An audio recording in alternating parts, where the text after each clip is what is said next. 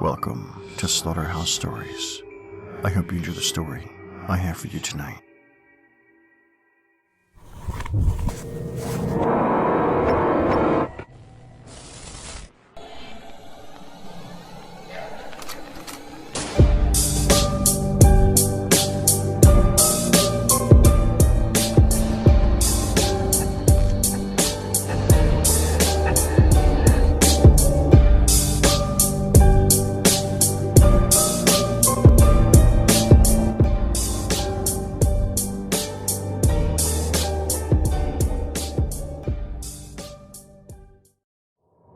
Cold doll of porcelain.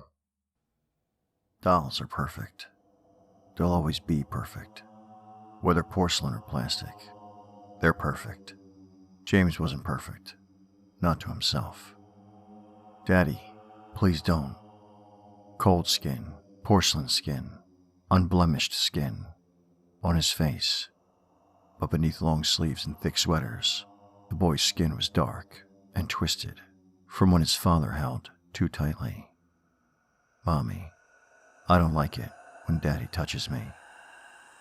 But what lovely eyes, large green eyes, like pools of emerald, fields of grass, and leaves in spring. How pretty, how perfect he was, how lovely little James was. I ran out of bandages again, Mommy. Rounded face, slim body, long hair. James, the prettiest boy in the world. If only he stopped bleeding. If only he could sit right. If only his mommy would put down that bottle. If only his daddy wouldn't swear. I'm sorry, Daddy. I can't stop crying. James liked dolls. They didn't hit him. They didn't send him false compliments. They didn't shove beliefs down his throat. They were perfect.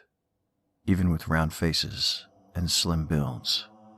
They smiled, even in the face of true terror. Daddy, stop it. The teacher told me daddies aren't supposed to do this. James hit Katie. He hit her twice. Then the teacher asked why. He smiled, that lovely smile, that warm smile. So trustworthy was his smile. She looked at me like Daddy did this morning, he replied. I'm sorry, Miss Smith. How does your daddy look at you? Miss Smith asked. James wasn't smiling anymore. He chewed his bottom lip for a minute before looking down. Like he used to look at Mommy, he whispered. Miss Smith called James's dad.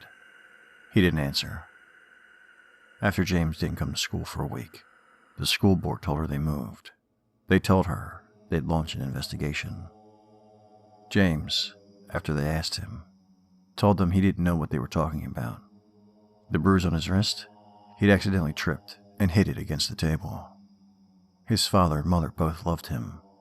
The teacher had misheard him. They had no choice but to leave. They weren't there when James's wrist bled. They weren't there when he cried. They weren't there when Daddy hurt him, when Daddy touched him, when Daddy put blemishes on the scraped porcelain, when Mommy drank on the couch, screaming for them to keep quiet. They couldn't stop James's choked sobs. They couldn't stop Daddy if they were there. Daddy said that if James was going to be girly, might as well be all the way. The knife was where James drew the line. Daddy was shaky on his feet, so James easily pushed him away. Daddy had been drinking, as he had so often lately, so he was always shaky on his feet. James cried when he pushed Daddy away. James cried harder when he allowed Daddy to come closer again. After all, Daddy promised that he'd be happy with one more time. Daddy always had been a liar. Daddy had never been able to keep a toy in good shape, even as a child.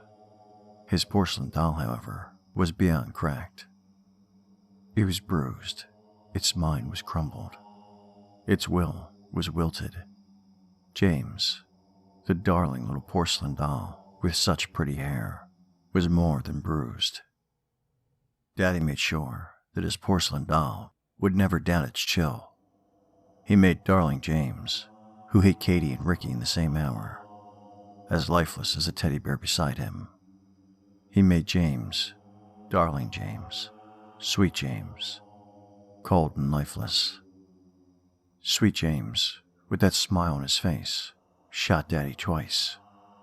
Beautiful James, dressed all in black, slipped the toilet cleaner into Mommy's next drink. Loving James, with a hug and a kiss, told me that he would keep me safe from the bad people. I believed him, my sweet doll, my lovely doll, my perfect doll, James, who held my hand as the house burned behind us. If Mommy and Daddy weren't going to Idaho, like James told me, they would definitely be dead by the time the fire station found them. Somehow, as we walked away, I thought I heard a scream behind me. James smiled kindly, so sweet and innocent, and told me that the night was young and we should celebrate. After all, he told me softly, Mommy and Daddy will never see the stars again. We should count them for them. I agreed.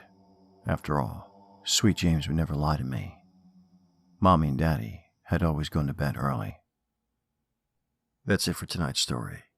But before we end things, your favorite scary story narrator would like you to check out the Slaughterhouse Stories podcast, available at all your favorite podcast sites.